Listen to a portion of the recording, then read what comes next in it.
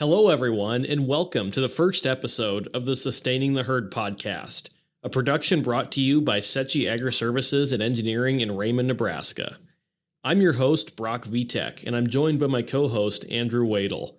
We look forward to joining you every 2 weeks or so to discuss topics related to innovation and sustainability in agriculture, with a particular focus on the livestock industry.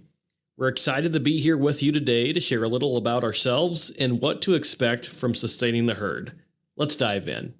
Thanks, Brock. Like Brock said, my name's Andrew Wedel. I am the Director of Innovation and Sustainability at Agri-Services and Engineering. And by background, I am an agricultural engineer, a professional engineer. And I have, for around the past 30 or so years, been involved in designing manure systems for primarily dairies, but also beef, a little bit of horse, a little bit of zoos, a little bit of everything. But again, with a particular focus on dairy. And really, what I'm looking forward to doing is sharing some of my experiences with our listeners, and just seeing how we can move forward the livestock industry when it comes to matters of innovation and sustainability. But as we move along today, what I'm going to do is tell you a little bit more about what I'd like to accomplish with this podcast as we go forward. And as Brock has pointed out, sometimes I'm actually located in Pennsylvania. I am part of SECI's unofficial Eastern Command. And so I look forward to bringing forward to you insights from where I've worked all throughout the country, all throughout the world, and looking forward to getting started.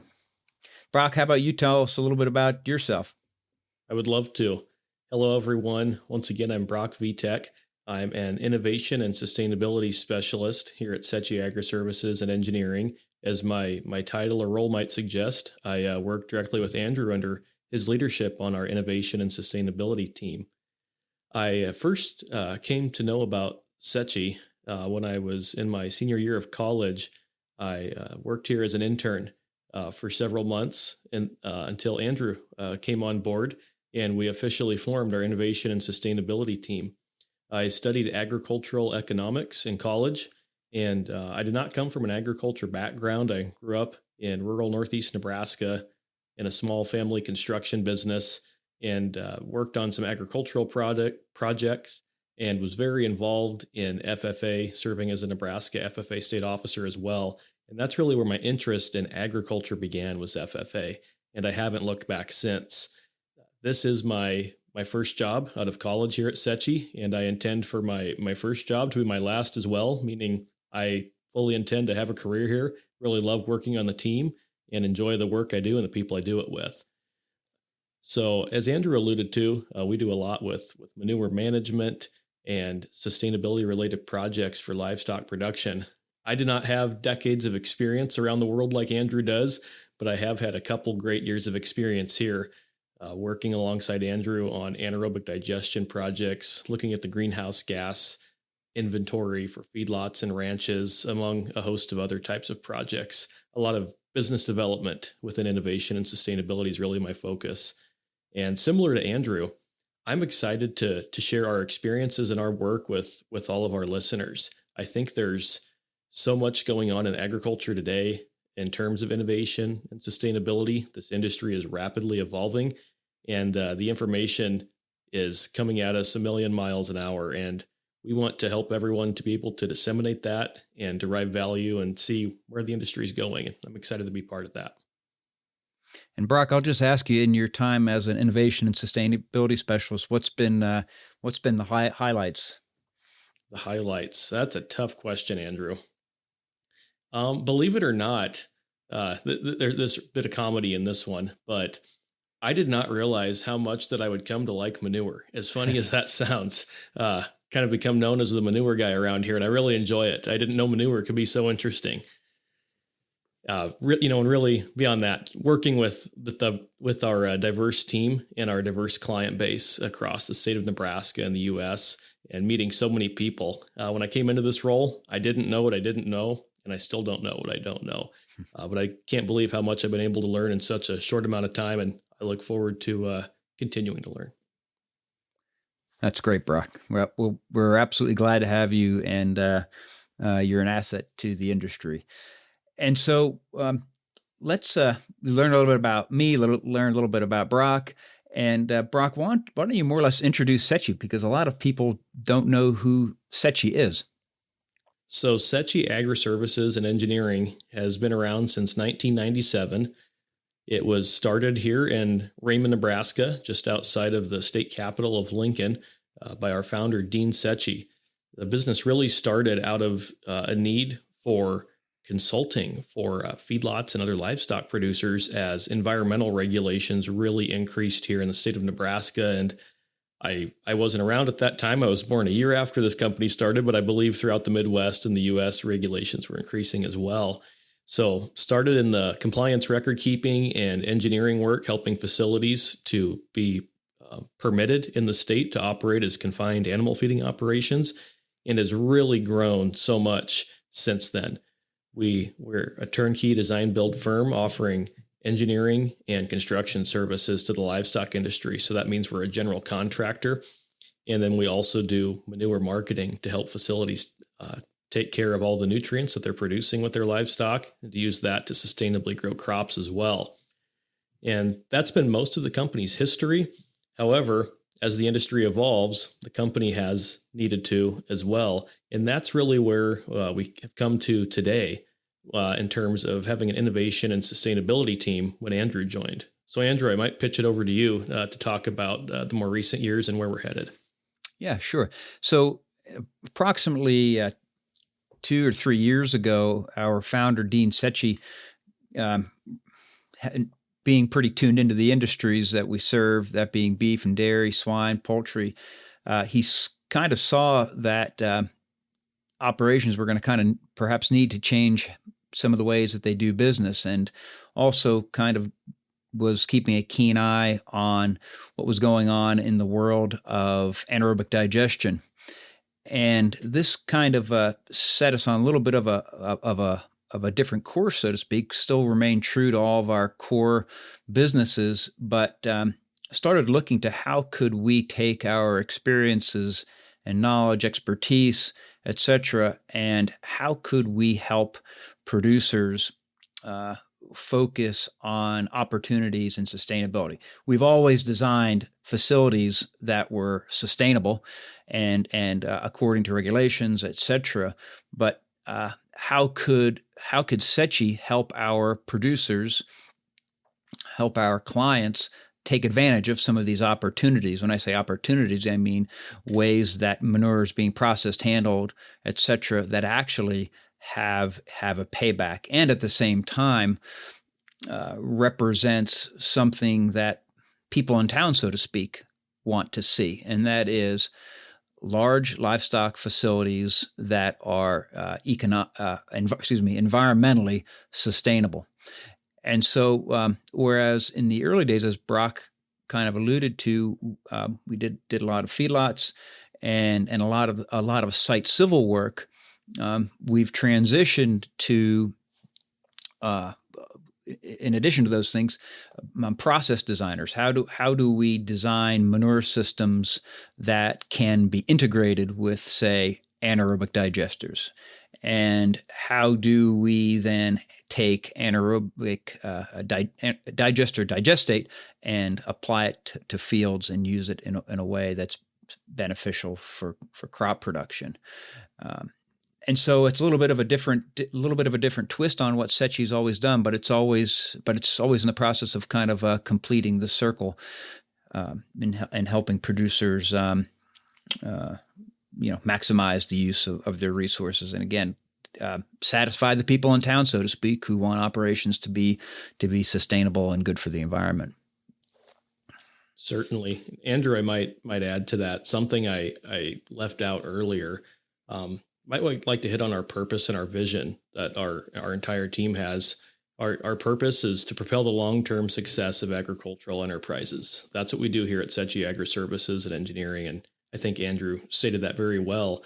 That looks different today than it did in in 1997.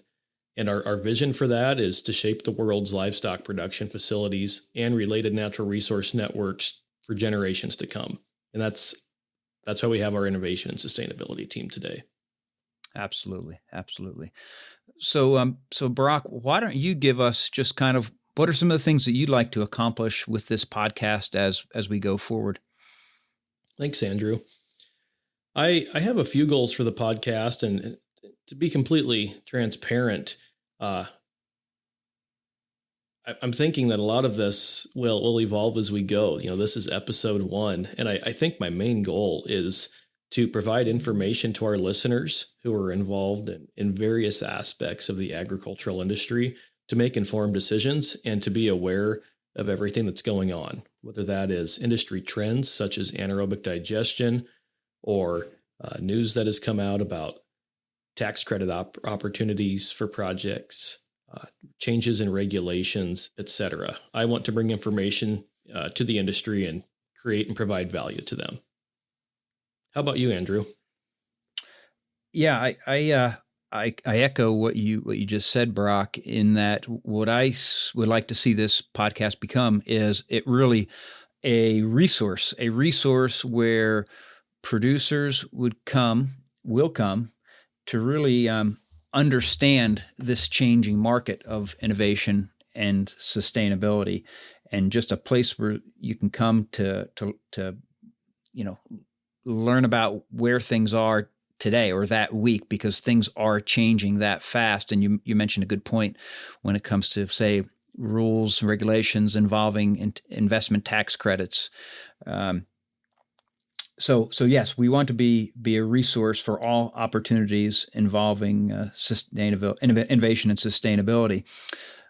The second thing is I'm hoping that we gain a following of non-ag people, or the people that I kindly refer to as the people in town, because I want folks to know what our industry is doing in terms of making a very sincere and concerted effort to operate livestock facilities in an environmentally friendly kind of way. And then the third thing would be for equipment vendors and people who serve our industry, with equipment or services, and so that they can see what opportunities are there, or really, in some cases, what holes need to be filled with equipment, services, et cetera, that could help this mission of assisting and guiding in the sustainability of livestock operations. And then there's really one thing, maybe personally that I would like to do, and that is, as I mentioned in my intro, my background is largely dairy. And when it comes to matters of innovation and sustainability, the dairy industry has been really, really good and out in front of this issue, in that, for instance, we keep coming back to anaerobic digesters, but, dairies made a splash, or anaerobic digesters made a splash on dairies in the 70s, and again in the 80s, and again in the 90s, and over again. And a lot of lessons were learned there, good lessons, and some hard lessons.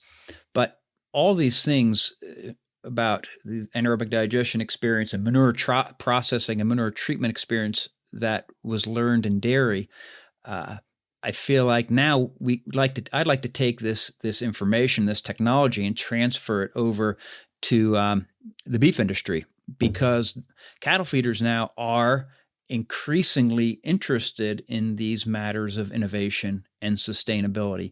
And so there's a lot of things that we've done in dairy that we can now directly apply when it comes to, say, digesters at feedlots.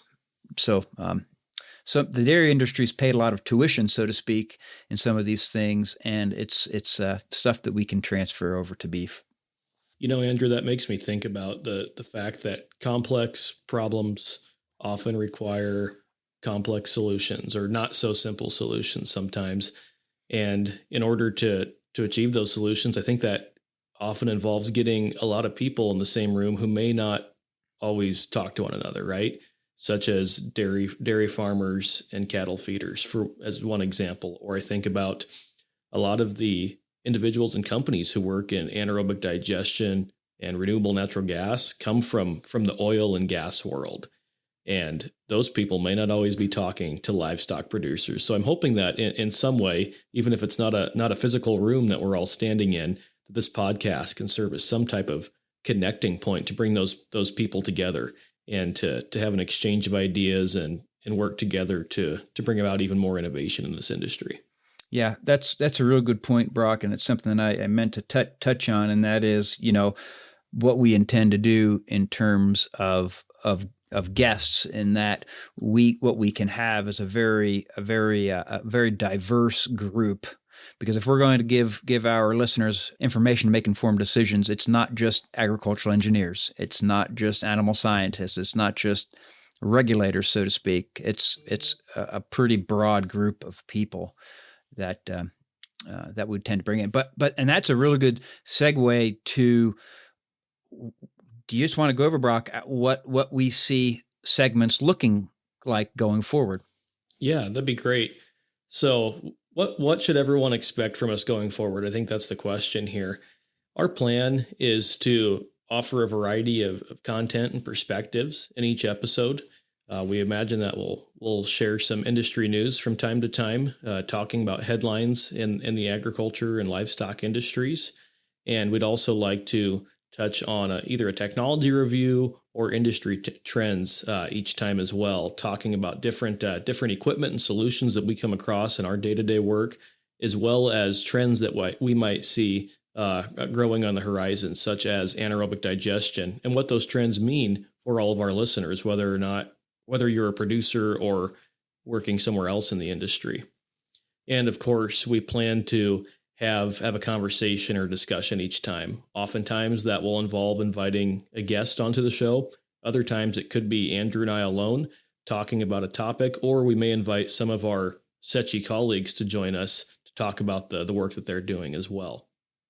Yeah, and then as these episodes progress, we would absolutely love to hear from listeners and hear who you would like to hear about, or what topics you would like to hear about within the realm of innovation and sustainability.